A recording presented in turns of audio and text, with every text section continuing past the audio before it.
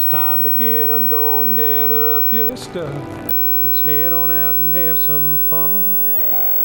Chasing down the gold at the rainbow's end. Prospecting America. We'll do it all together, yeah, now you and me. Digging, panning, sluicing in search. Off on an adventure, living life so free. This program is brought to you by the GPAA. Well, hello, and welcome to Prospecting America. I'm your host, Perry Massie, and today, folks, we're going on a prospecting adventure in Alaska. Behind me is the Cripple River Camp, and we're going to start out here. The property goes for about 15 miles up the Cripple River, and we're going to take us a ride up the river today and see if we can prospect. We're going to show you how we're going to read the river, show you where the best places to dig are, and we're going to try to see if we can find something. I got my prospecting buddies with me. They're going to help me out here and hopefully find something. I've got my trailer load of goodies here. We got some mining equipment, got the four-wheelers, and we're ready to roll. Got our hip boots on. Now, most of the time people say we buy these. These are for fishing boots. Well, we use them for gold mining, don't we? That's right. Yes, we do. And I'm ready to get to it, so we're going to get everything packed up. We're all loaded, all gassed up, and we're going to hit the trail. We're going to drive upriver, and it's about 8 miles upriver that we're going to go. There's some bedrock up there I saw the other day that looked interesting, so we're going to try to read the river and try to find out where the gold is, maybe set up some equipment and find out what we can find. So let's do it. It's going to be fun.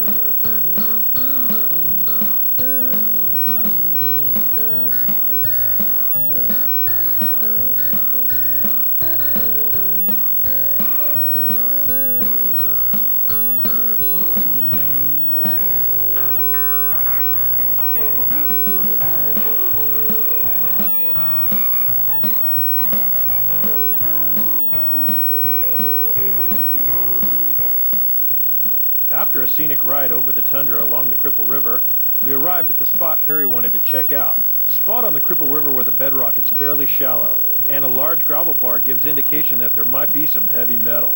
Mel found a big boulder and took a test pan from behind it. Mel knows big rocks can mean big nuggets.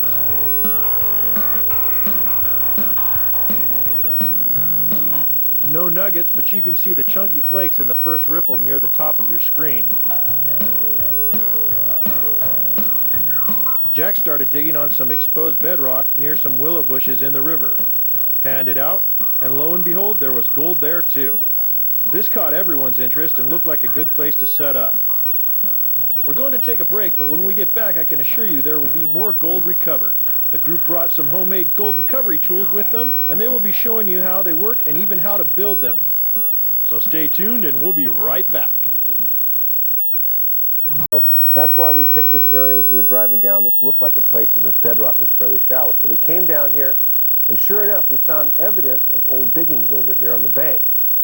And we did some testing over there, and there's definitely color in that stuff. We also did some testing out here in the middle of the creek and on both sides. And I really have to stress, folks, sampling and testing is the most important part of prospecting. That's the best way to find a good spot, is testing and sampling.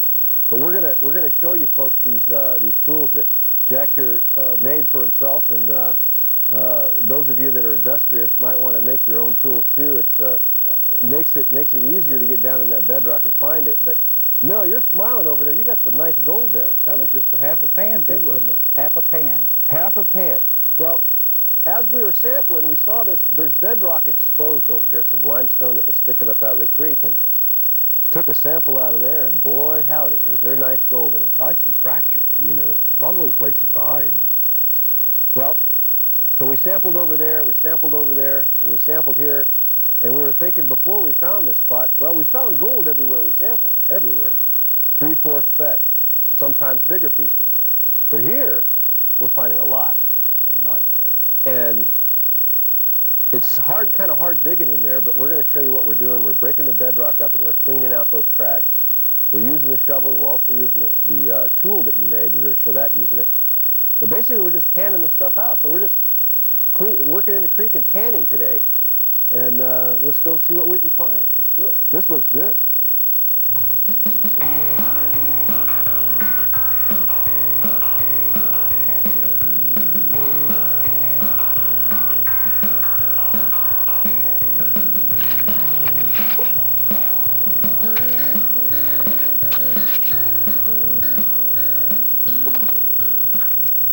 Got to roll up my shirt sleeves for this. Got to get down in there. Get wet. You got to get wet to find gold.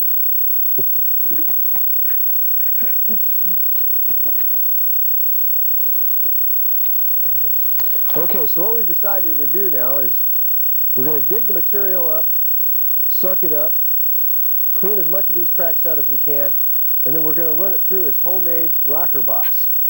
And he's got a unique rocker box design, and we're going to show you that working too. But just having a ball out here, aren't we, guys? Heck yes, you bet. All right. Well, we know there's good gold in this stuff, so we're just going to go ahead and work in here for a few hours and see what kind of gold we can get. But we're about a mile or so above where Arctic Creek comes in, and this is a good spot in the river, right here. So. And we found some good cracks here, and we busted up some bedrock, and that half a pan I had looked mighty fine. looked mighty fine. That's right. Well, you betcha. Good stuff.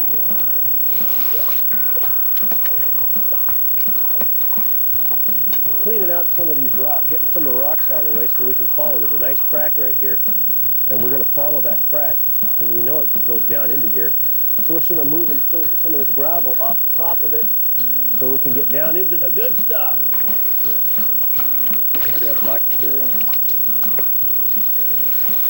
This Terry could take another sample pan out of this stuff. Well, Yeah, we could. But we know there's gold in it, so let's just go ahead and work it, and we'll have some surprises at the end of the day. Well, as good as it has been, it may not be too much of a surprise.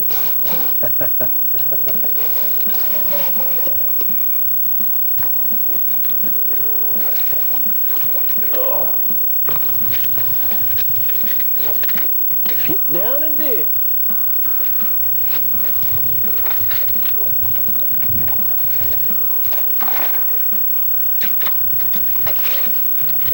Whew. That one got full.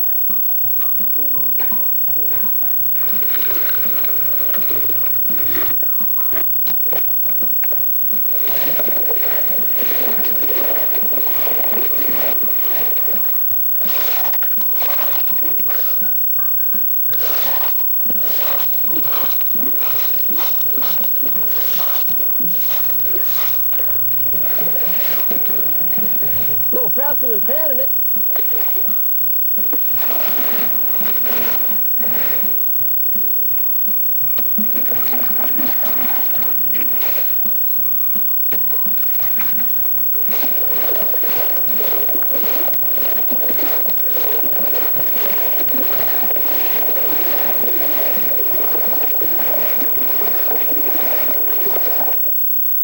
Tell me a little bit about this thing, Jack. Well, basically what it amounts to is we have a classification of 1/4-inch mesh screen in the top of it. We have panels on the bottom that holds water in the bottom, and we have ribbed carpeting in the bottom. And what it does, it's just kind of like a washing machine. Put material in the middle, rock it back and forth, picks up its water, and just classifies and washes. So the it light right. stuff washes out and all the heavy stay in All there. the heavies will stay right there wherever you throw them in it. Well, we've run about 7-8 buckets of material out of those cracks over there, and it's going to be exciting to see what we get out of here. Let's clean it up, see what's in there.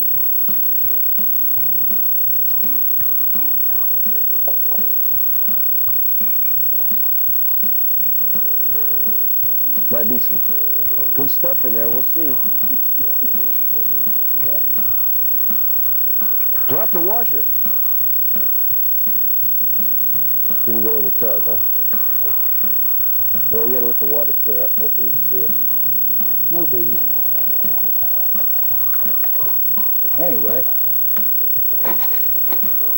you just raise this up. There's your ribbed carpeting. You want to get a gold pan and push this carpet out into it? Yeah, let's wash it into the tub, and then we'll dump it into a gold pan. Be easier, I think, to wash it into a tub. Yeah, the carpet comes right out of it. Look at that. There's your gold pan. Let's rinse this stuff, black stuff out the side.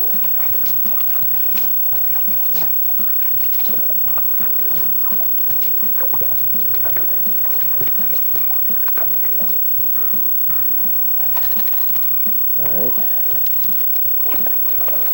This is always the fun part. See what we get.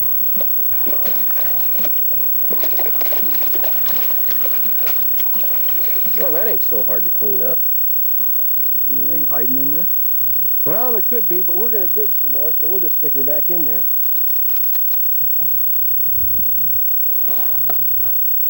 So it's got a wood bottom. That lays down there on there, and just re-bolt it. Now we need to find that washer, huh? I hope so. I've even got more down to the hooch, so it doesn't really matter. I see it. That's it right there. Found it. Oh, we got it. Okay, well,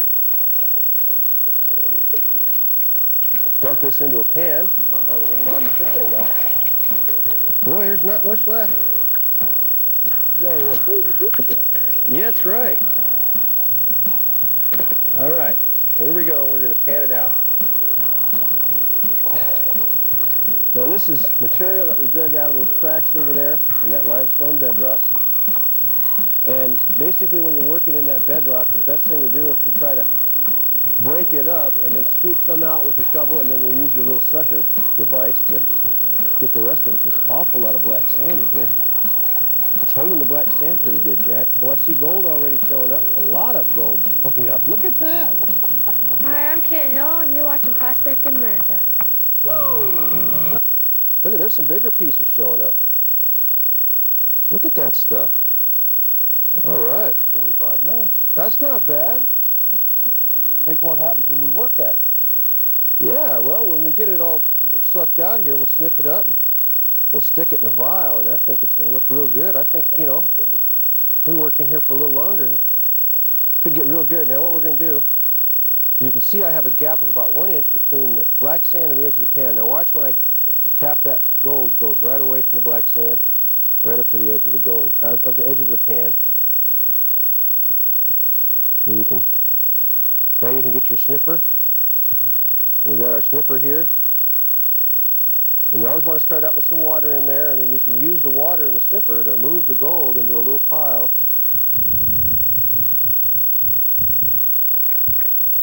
And suck it right up. Now this sniffer bottle, you get one of these with your membership kit when you join up to the GPAA, and also a video on how to use the gold pan. So it's a great organization, but boy, this gold is sure pretty up here in Alaska.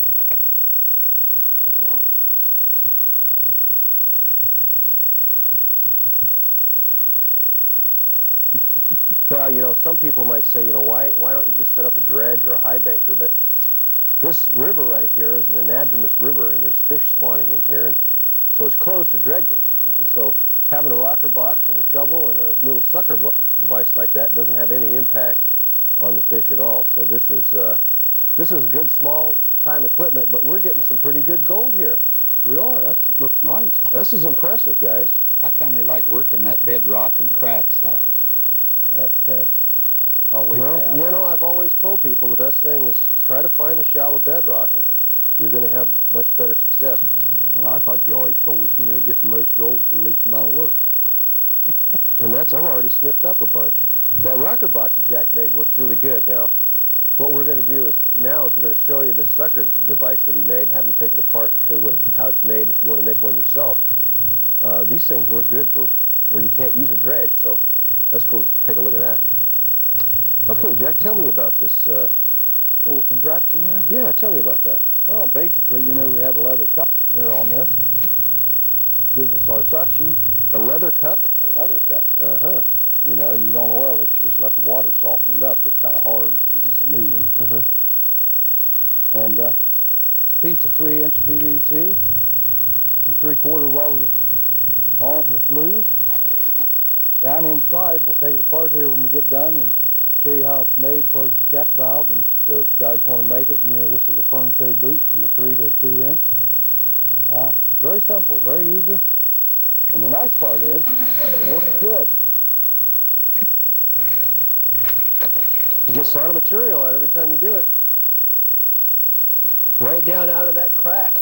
That's what we're after. Oh yeah. You got little pieces of bedrock down there that we can get out of the way now.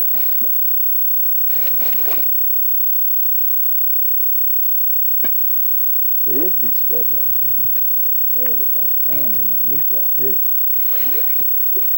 Good stuff. Sand. Let me pan this stuff. Okay, and then we'll take this apart and show them how it's made. Okay. All right. Getting ready to take it apart. Oh, really? Let's pan that over here.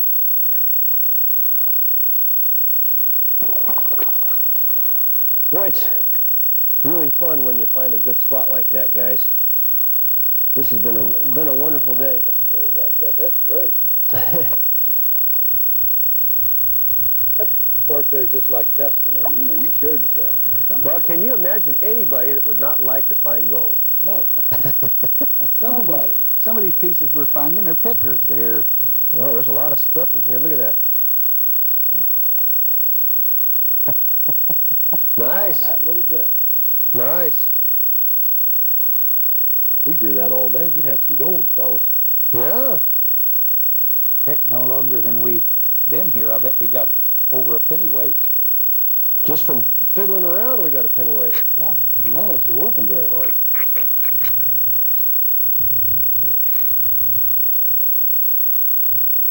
Okay, Jack, why don't you open that up and kind of let us see some of the secrets here that you have in this thing, so maybe somebody at home might be able to make one themselves. Yeah, we'll try to explain it to them to where they can do it real easy. Basically, we have a 3-inch leather cup that comes out of a pitcher pump. You can buy them at hardware stores.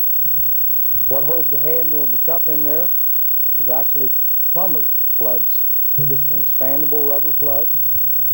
You buy them for whatever size pipe you want to build it out of. This handle and stuff is made out of 2-inch PVC.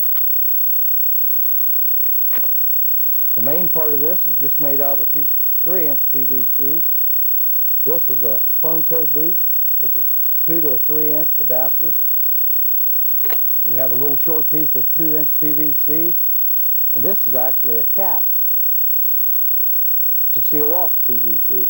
But what you do to make a check valve out of it, you put it down on there on the end of a square piece, put a clamp around it, and take a box knife, and you leave about 3/4 of an inch for a hinge. First one I made is probably close to 10 years ago, and I still got the same check valve on it. I mean, you know, no clamps holding it on there. You just put it on there, put that down in the Fernco boot, put it on the end of your 3-inch PVC. So it sucks the material in and won't let it go back out. You just suck it in, and then you dump it out into a pan or bucket, whatever you want. It works real nice, easy to build. Hope everybody tries it sometime. Well, the main thing is finding a place like this to use it. And we almost didn't find this place. It was lucky we stumbled on it doing all the test panning we did. And really, that's why we found it, was all the testing we were doing. That done it. But, you know, every state I've been in, though, I've found places that we could use something like this. And I have a lot of fun with it. Well, you know what we're going to do is I'm going to work a little more, and then we're going to take all the gold that we found so far, and we're going to put it into a gold pan and let you see it at home, what we found. Sounds and like see what it looks like. You're going to put this to use then. You bet. Hi, my name is Court Hill. I live in Nome, Alaska, and you guys are watching Prospecting America. All this stuff out of this snuffer bottle and see what we got so far and take a look at it. We've got a couple of sniffer bottles we've been working here. It'll look good, too. Well, that's got quite a bit of color in it. I'll give you that one back. We'll dump this one out. And this has been fun up here working with you guys. It's been a great afternoon, wonderful day. And, oh, look at all that gold. Man, that looks so good. All right. Not bad. Not bad for just a piddle paddle around in the work here. Look at that stuff. That's pretty, isn't it? Yes, That is really- that's that beautiful. looks really nice. Well, folks, if you want to get some of this gold for yourself, the best way to get started is a membership in the Gold Prospectors Association. And Definitely. that's how a lot of people are getting started. A lot of people finding it out there, and it's available for you. Just call the 800 number, and they'll get it out to you. And the good thing about the GPAA is we try to teach you how to do things, where to go, just like the rocker box, just like the suction tube and everything. We don't try to keep secrets. We want our people to know how to do it. Well, if there's anyone out there that wants to come up here to Alaska and see some beautiful country and breathe some fresh air and find a little bit of gold, the Alaska trip is the way to go. And all you got to do is just call us up. We'll send you information, or if you're ready to go, just sign up. And we're ready to take you up here. We've got nice facilities at the camp, and lots of country to roam around on, four-wheelers available, and it's just beautiful country and lots of cool gold to find. But we sure had a good time today, and we look forward to doing some more digging up here in Alaska, and we'll see you next time on Prospecting America. It's the best dream I've got. Every minute of my life, it's so strong, ain't no way it's ever gonna stop. To just keep looking for that pot of gold. Okay, hold it right there. How does it look, Mel? One shovel full. That looks pretty good. It's a simple truth. Over there at Cripple River, and I'm figuring and working exactly where that beach line intersects that property, and that's where I want to do some prospecting and find that second beach line, and that should be a real rich area on the piece of ground that we've got over there at Cripple River. And that's kind of my plan for today's show, is researching that out and actually finding where that intersects over there on the topo maps and laying it out. But this is just a spectacular view. You can see gnomes sitting out here, a couple of boats out there. You can just imagine this 100 years ago when all these miners were in here. It's pretty active today. They're still getting gold. A couple of mines you can see out here. Another gold dredge sitting off over here, and another one sitting over there. They're all derelicts. They've been run down, and they're not doing any more of that bucket line dredges, but it's kind of interesting to see where they've been and where they've dug. And this whole area out here, just thinking all that gold under the ground, drive you nuts. But how do you get it out? That's the trick. That's a real trick. And I've got a muskox over here. That's why I didn't want to go over to this side. Boy, those muskox sure are ugly woolly boogers. I don't want to get too close to them. They've been known to charge and gore you. They ain't afraid of much, but you can see off this way the vast expanse out there. It just goes for miles and miles out there, and there's a lot of snow. There will be a lot of snow this year that won't melt off. But this is real old country, and it's weathered down. These hills aren't but 3,000, 4,000 feet high, but it don't take much altitude up here to have a lot of snow on it. You get a lot of snow. But they've weathered down, and they put a lot of placer gold into the ground. And there's just all these creeks and valleys and stuff that just loaded with gold out there. This is a real gold-rich area, this Seward Peninsula. It just boggles me how much gold there is in and around here. And boy, that muskox he's shaking his head there. I don't know if he's going to come up here after us or not. Well, there's a lot of wildlife around here, but you can see this is where Aspen Mining is doing some drilling. They're making some cuts. They figure they got themselves the mother lode out here. And they're drilling, and they're planning on doing a lot of exploration up here. You can see them up here on the hillside. And this is a good gold area. It's hard to tell how much gold's coming out because a lot of times they're pretty secretive about it, but lots of operations going on. Just a real interesting area. But we're going to try out my trick on finding this second beach line exactly and pinpointing it, because there's been a lot of good gold pulled off there, and it's a certain elevation line that we're looking for. But before I go to a commercial break, there's one other thing up here that's kind of interesting. Wanted to show you why we're here. Over here where they have a White Alice site, where they call it. I'm not exactly sure why they call it a White Alice site, but it's a radar station, and this was back in the 50s during the Cold War. And you can see this. I make a lot of jokes about it. I say it's one of the most world's most remote drive-in movie theater, because those big radar towers look like drive-in movie theater screens. But that'd be one hell of a place to have a movie theater. But that's the old White Alice radar station out here, and they built a whole bunch of them. A lot of them remote, a lot of them they're tearing down, but this one here is still pretty much intact, real leftover from the Cold War. I guess the satellites put them out of business, but it is a pretty interesting place. Leave you with some few of the pictures there of the old White Alice site while we go to commercial break, and we'll be right back. Thanks for tuning in today. It's going to be a good one.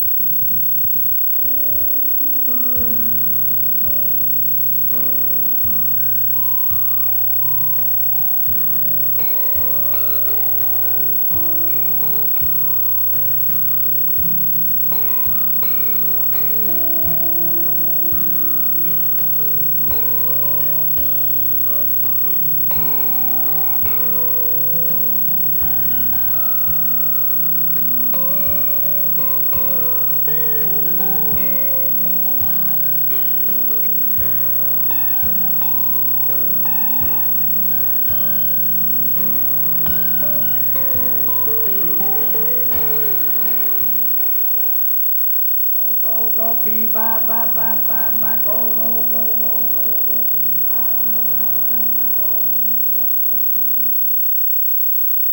ba ba go go go go pee ba ba go. Now let's get down and take a look exactly where, try to pinpoint where we're going to go out prospecting. This is Nome right down here. This is where we were up on top of Anvil. This is right here where all that digging's taking place down there on Anvil Creek, Alaska Gold Company and Windfall Mining, where that big pit was dug out. Right over here is a mine that I know about. A guy's working on the second beach line and doing real well. We did a show out there a couple of years ago. This elevation line is about 150 feet here. Subsequently, it's about the same 150 feet right up here against the Anvil Mountain. This right running up Anvil Creek over here, we've seen some of these operations. This is about 150 feet also. There's also another successful mine out here, the Sunset Dredge.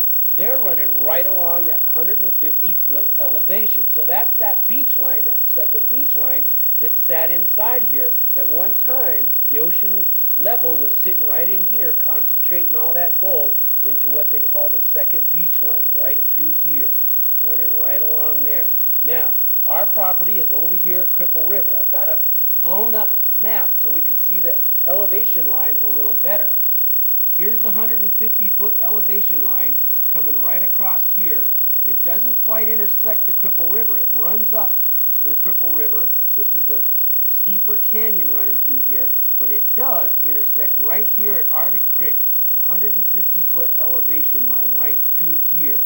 Now this is the area where I'm planning to go out and concentrate my prospecting on that second beach line, to look for that area of that concentration, and it should be good if we can find it. This is right where we're going to head out to Arctic Creek, that 150 elevation line. Got another creek running, so looks like, according to the map here, about 400 to 300 yards down from where this creek runs in, and we're going to look for this specific location right there and see if we can find that second beach line. So let's load up, head out on the four-wheeler, and take off up to Arctic Creek.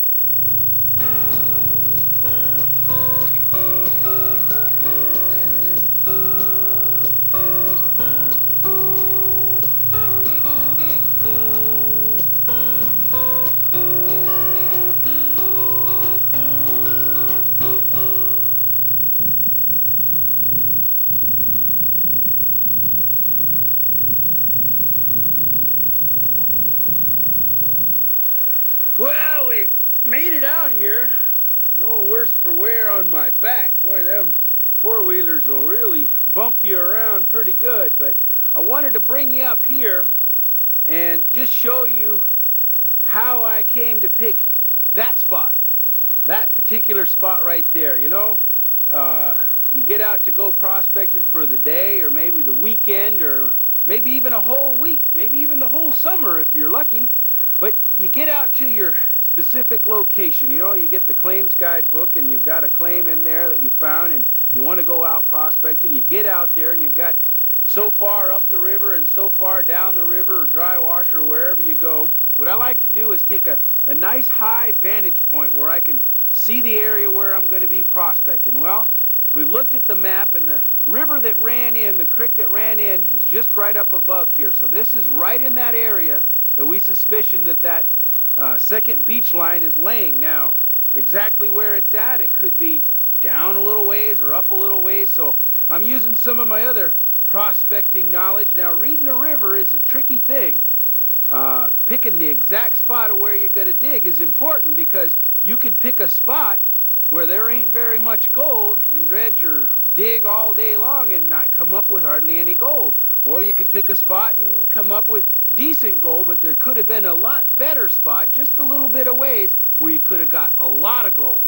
So what I look for, they talk about textbook stuff, the inside bends and in behind boulders and pinch points and things like that. But one thing to think about is that gold's heavy, and you got to think when this river is flooding or that dry wash is flooding, it's that 100-year, that 1,000-year flood, and that water's just boiling down through there.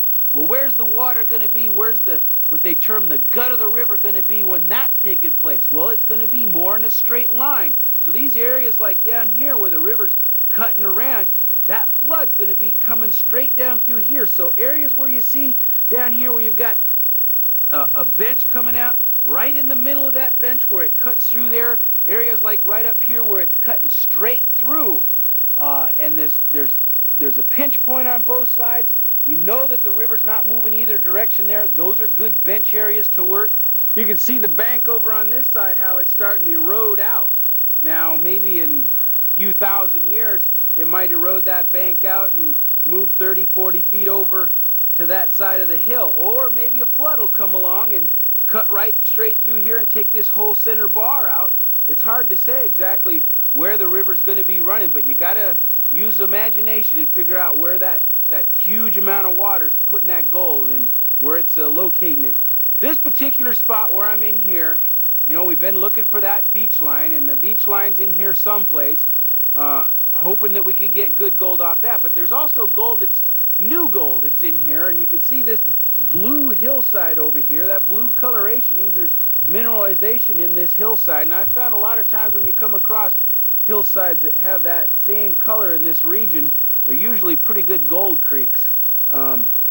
This spot is also up here, up in front.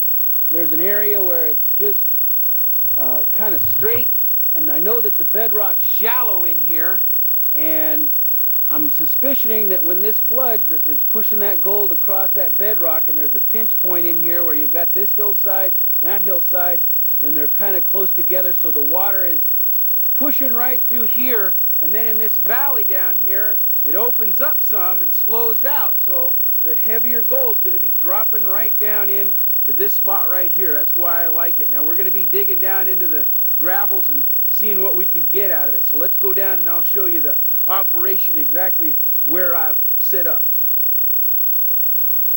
Well, this is our little operation we come here and set up. This is a high banker. Why they call it a high banker? Because it works on the high bank of the river. And that's exactly why they call it a high banker. But this is a real neat piece of equipment. It's small, lightweight, easy to transport out to a remote access place like this. Now we got a Briggs & Stratton pumping motor over here, the foot valve down the river, lay flat hose pumping our water up from the river up here to our box. Now this works a lot the same as your sluice box you put down in the river, but you can pump water up, and it's a little bit more controlled. I think a little bit more efficient, because you can control your water by the speed of your motor, and also by turning some valves up here, how much water you want in the box. Now when you set your high banker up, it's important that you get this sluice box as level as you can, because if you got more water running on one side or the other, it's going to force your material over there. It's not going to run as efficient. Now this sluice box right here is a little bit over 2 feet long. For every 2 foot of sluice box you have, you want about an inch drop at the lower end. That way it sets these riffles up in here to their best shape for trapping that gold underneath. Now, these are Hungarian riffles because they found gold in Hungary, and the Hungarians created this type of riffle. And it's kind of different. It takes a little bit of understanding the concept of it, but the water's flowing this way. It creates an eddy back behind here. The gold being heavy, traveling on the bottom, it slides up over the top of the riffle. When it drops off the riffle, it gets stuck in behind that eddy. And that works real good, these Hungarian riffles. So you set it up the best you can. You want to get it as level as you can, and that 1 inch to every 2 foot. This here's got this raised metal underneath here, which adds extra traps to it, and then it's got the carpet underneath that, which traps your finer gold inside there. It's got 2 different size of riffles. It's got a larger size riffle and a smaller size riffle down here for trapping smaller gold. It's also got this grizzly up here, and then underneath the grizzly, it's got some ribbed rubber matting. Now this classifies off the material. It's important to classify because you take a rock this size and you take a small particle of gold. Well, this gold's heavy, but this rock being bigger is heavier. So it's harder for that little piece of gold to displace this larger rock, to knock it out of its way and get down in the bottom of your sluice box.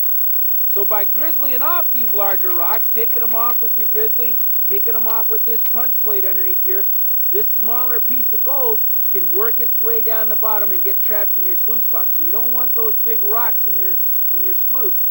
That's a good way if you're not too sure about your prospecting to saving your gold. Classification really helps getting rid of those big rocks. Up here on top, there's a grizzly bar, which adds more classification. Material's dumped in here, goes down on the punch plate, works its way through that ribbed rubber matting over the top of your sluice boxes. That little piece of gold's going to have a hard time once he gets dumped in here of getting out. You pretty much are going to save him. These high bankers really trap the gold, and they're portable and they work great. Now this one, you look up here, it's got the spray bars up here. The water sprays in there and washes your material down. Now you got to control your feed going in. You also got to control the amount of water. If you got too much water, you could blow too much material out of your sluice box. I like to control the water down at the engine. That way you use less gas when you idle back to have less water. This one here is set up so you can, what they call a high banker dredge combo. There's dredges and there's high bankers, and this is a combination between the two. It's got this little right here where you hook up a dredge hose to it, and then you run your pump and motor, and you can suck material right from the river and pump it up and dump it right here in your sluice box. Kind of a neat extra feature on that. That's the operation. I set it up here in this spot because I've got a little area here up from the river where I could set up my settling pond. It's important to set up a settling pond so you're not running your water out of your sluice box right back into the river. Some people don't like to see muddy water, especially in a clear running river. They think muddy water is polluted water. Well, muddy water is not polluted water. This river here is going to run probably 10, 15 times during the summertime, nice and muddy from winter, the snow runoffs and from the floods and stuff. It just wipes down through here and the rivers run muddy, but it's running nice and clean right now. We don't want to add any turbidity in there that's not necessary, but it's not that big a deal, I think, as some people make it. Let's go up and I'll show you where we're digging, in the hole where we're digging at up here.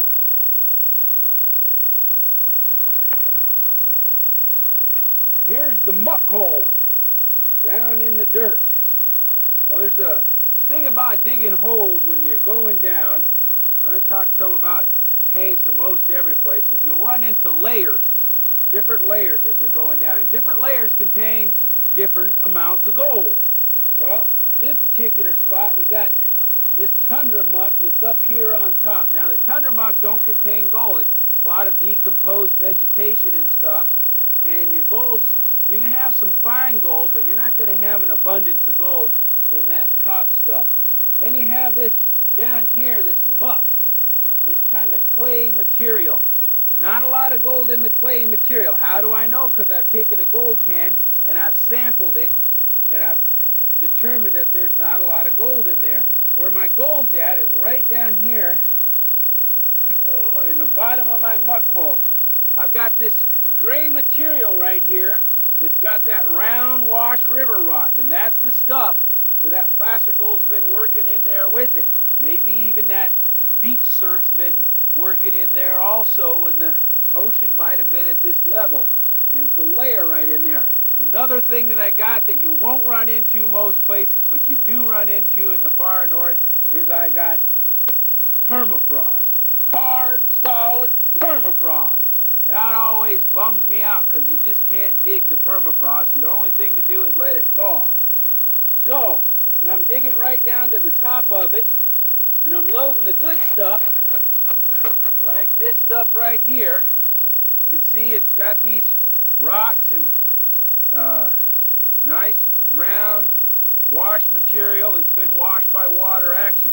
That's the stuff that I'm loading in my bucket. Now this other stuff, this here, this tundra muck, I'm not going to run that through my high banker.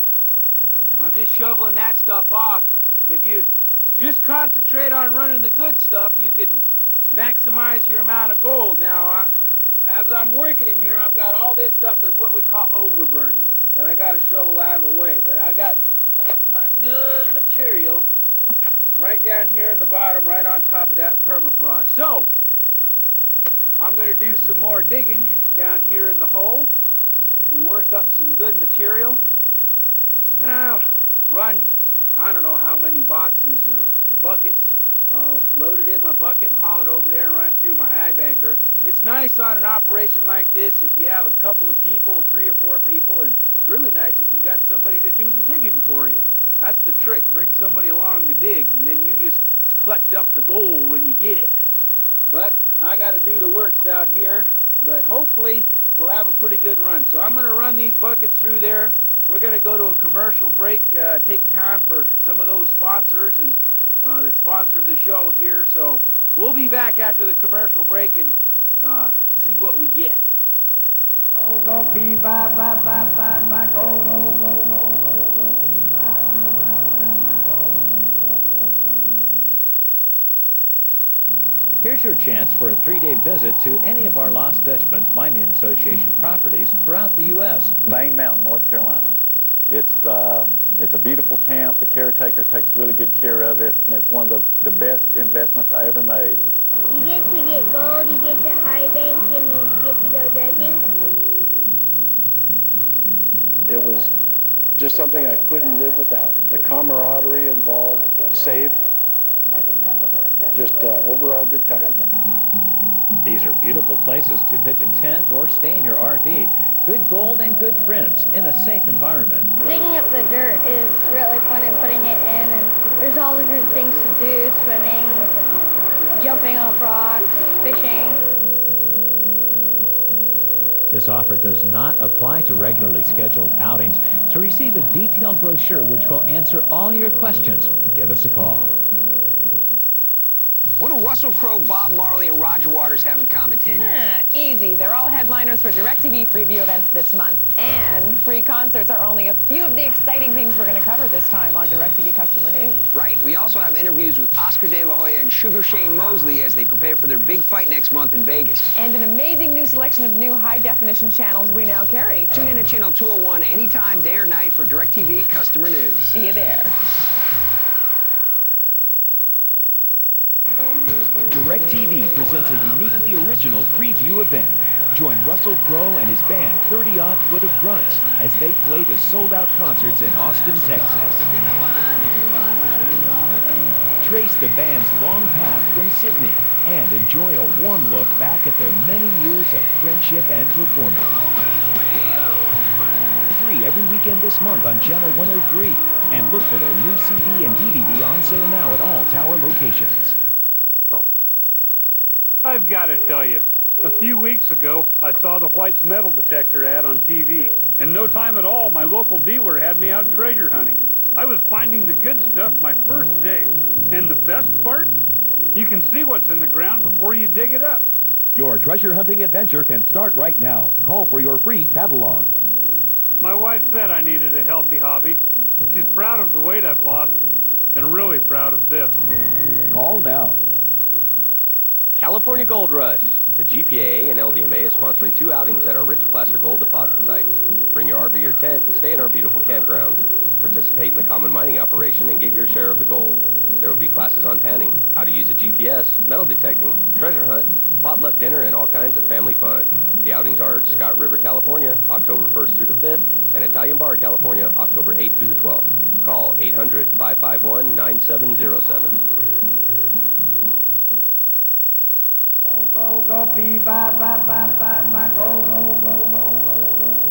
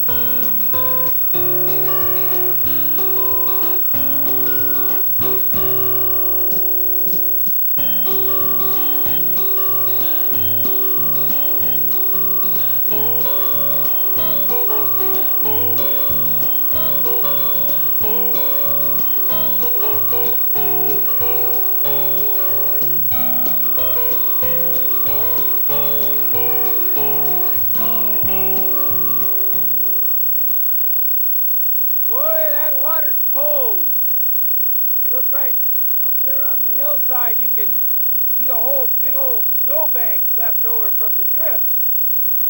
I'm going to run this last bucket through here now. When you run your bucket through, you want to slowly feed that material in here. A lot of people have a tendency to just dump the material in. It doesn't get cleaned real good, and you can load too much material into your box. Like I said before, you got to take those bigger rocks out and let that gold get a chance to work its way down the bottom. Got rocks like this, you could have gold that's stuck to them. You got to wash them off real good so those rocks are nice and clean when they're coming out.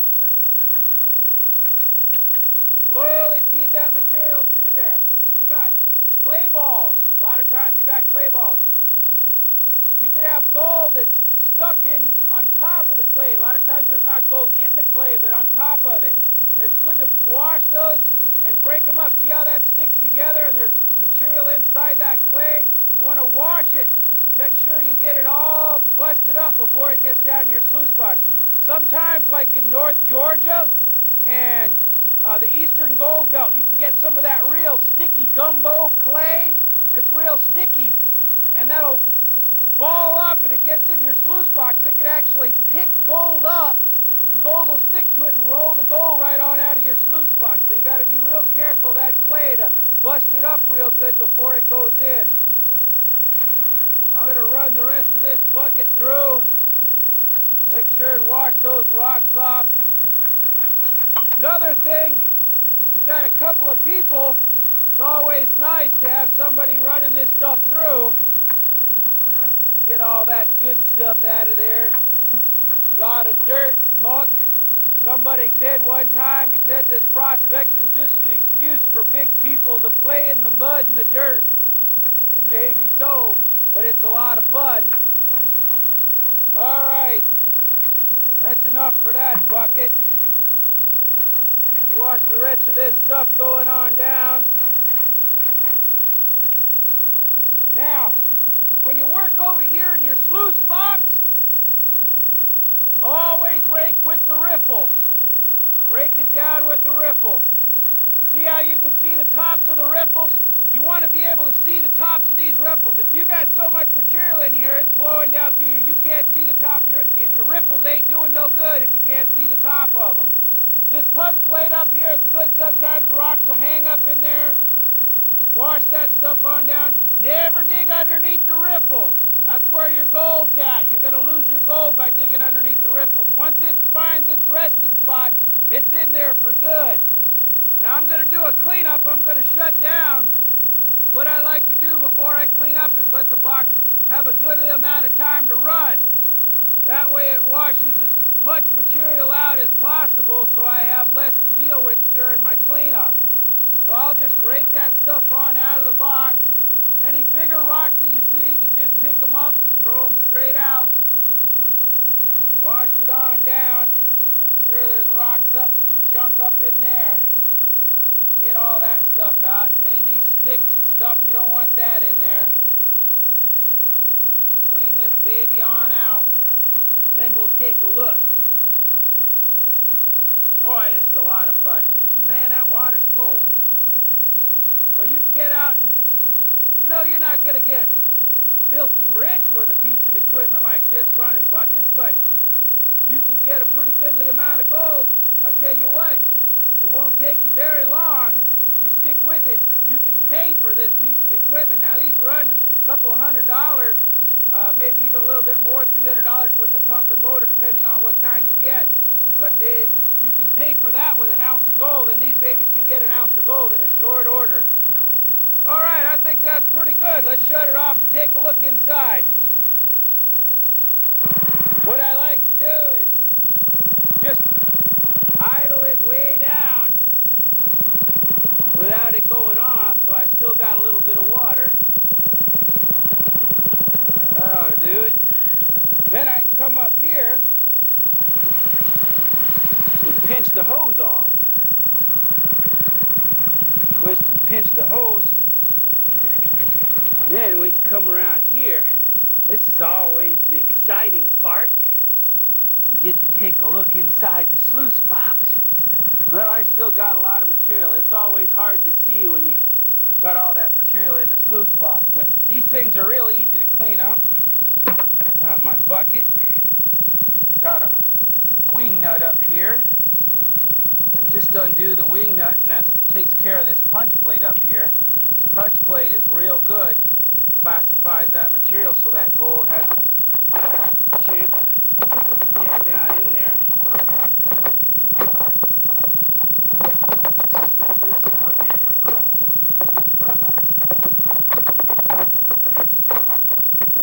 Oh, I'm having some trouble here. We got rocks hung up on it. There we go. Take a look on here, make sure they ain't got no nuggets sitting on top, because that can happen. Gold's heavy once it plops down in there. I've seen it before where you had nuggets sitting right on top of the punch plate. Let's take a look up in here. Oh yeah. Yeah! You see that? Little picker. Nice picker. There's gold in this stuff. Where there's one, there's more. My rib rubber matting's doing the job.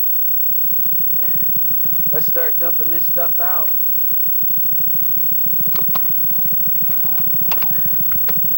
Always curious what to do with them pieces when you pull them out. Put my bucket underneath here. Here's your raised metal. Get that up. My hands are kind of cold and frozen numb. Don't want to lose any of that material.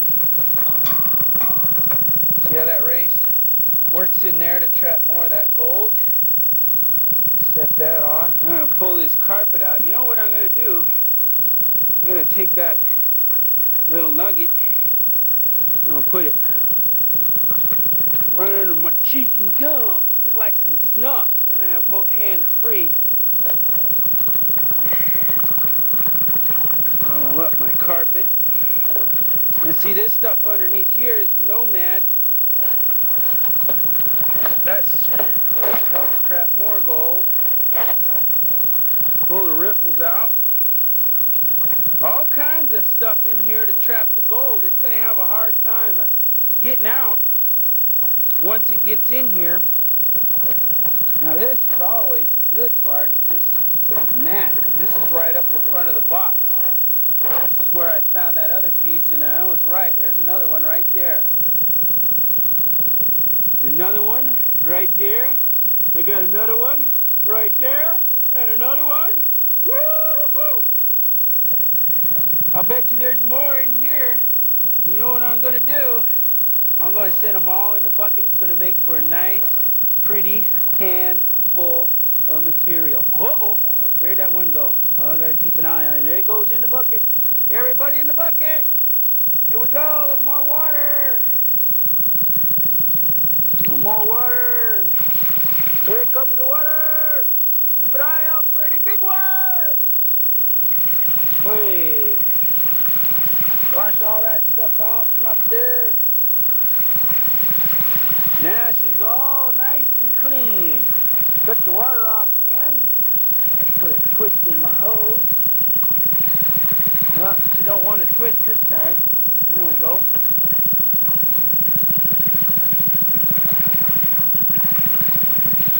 Now I guess I can cut the engine off. I got her pretty well cleaned out. We cut the motor off.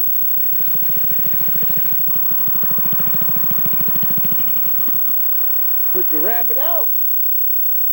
Now we gotta clean up our stuff in our bucket. Put our sluice box back together. Here's our rubber matting. Wash that off. See how that, see those little ribbles in there, the little ribs, the gold comes down and gets stuck on top of there and worked its way in. Okay, put that right back up there at the top. Sure it's down real good. And we got our nomad. This is the double catch here. This nomad. We got to really wash this stuff out good, because the gold, it likes to stick down inside this nomad. So we give it a good washing. We set that back up in there. And then down here, our top carpet. Ooh. This is what's trapping your fine gold. Your nuggets, you see those, but you can have a lot of fine gold. We'll loose this stuff up.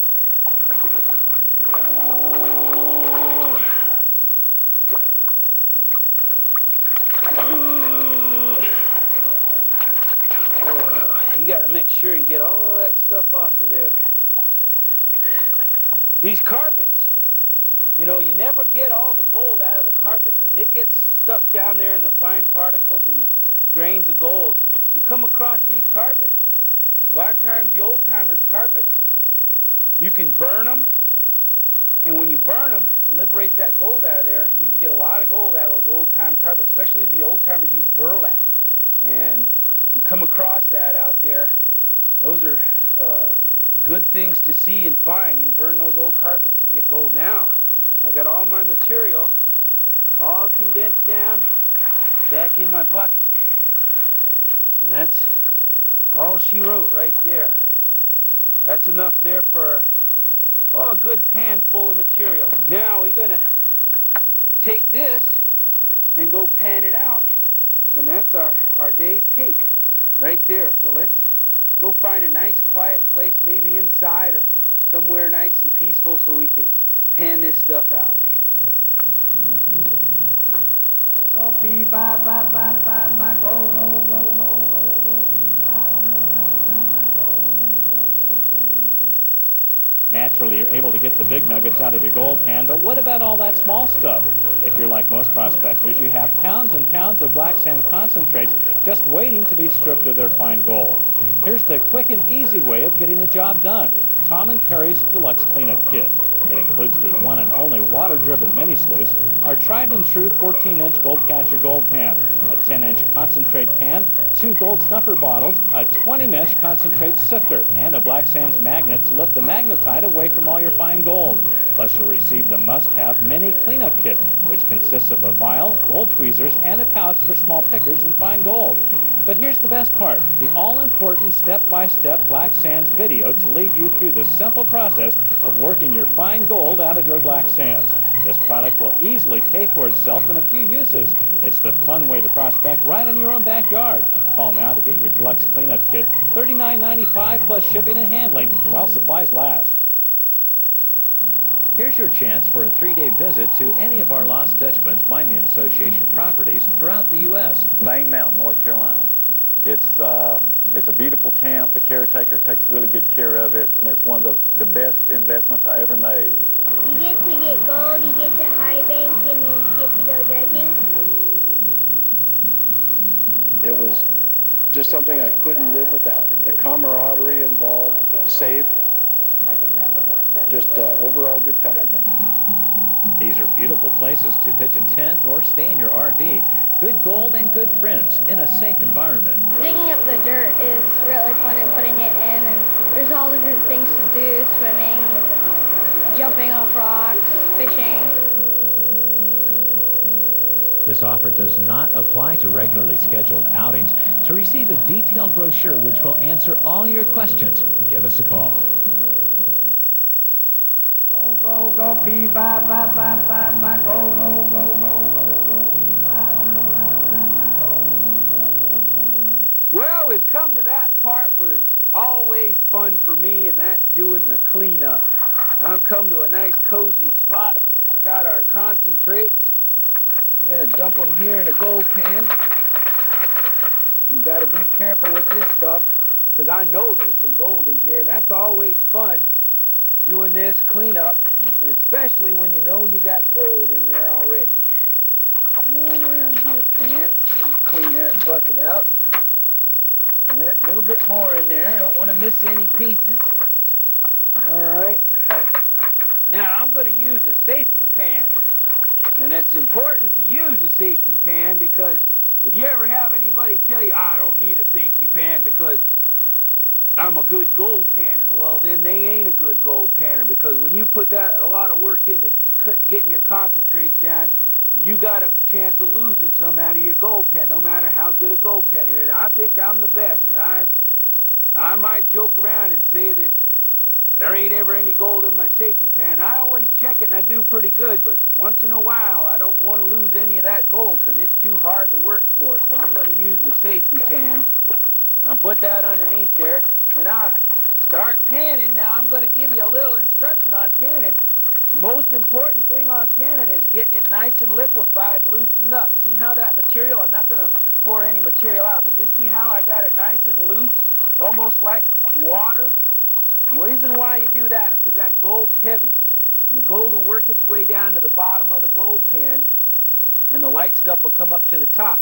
When you get it down to the bottom, you got these traps right here. You see these traps? The gold will get to the bottom, slide along, get trapped in behind the trap, and the lighter stuff will go off over the top, and the gold will stay right in there. These new gold pans, these are great for a guy just first starting out, or for anybody. I mean, they're just the berries for panning. Now I'm going to work this on down, and I'll slowly tip my pan forward and use my riffles. Nice side-to-side motion. Now I'm letting the water do the work. Thing a lot of people make a mistake with when they first start panning is they pull their pan up out of the water and they try to pour the material out. See how it locks up? You can't get the right action that way. That's not what you want to do. You want to keep it nice and semi-liquid, nice and loose, so that gold keeps working its way down to the bottom. Slowly tip it forward. Let the water